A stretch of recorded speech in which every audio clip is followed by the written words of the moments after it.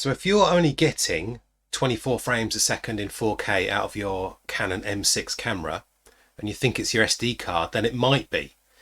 I thought it was going to be my SD card and that I needed to buy a new SD card. So I did buy a new SD card, but then found out later on that just putting one of the latest SD cards in didn't upgrade it to 30 frames. You have to change something else. And I'm going to show you now what that is. So the first thing that you have to do is you have to be in video mode. Okay, so I was in auto mode on the camera, but you have to be in video mode. Okay, so we've turned the dial to the video setting. Then we click on menu, and then we go across on the camera setting. And it's the first camera setting on the first number one submenu. You can tap it if you want to, but I'm still using the dials.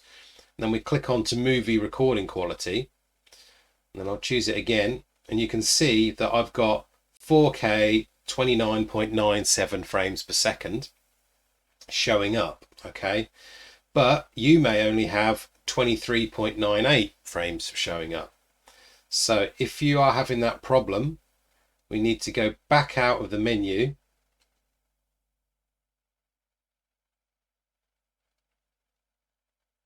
And then we need to go along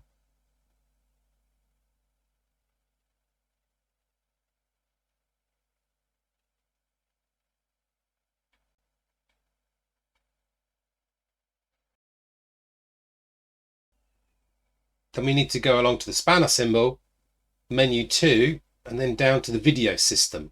And you need to put it on NTSC.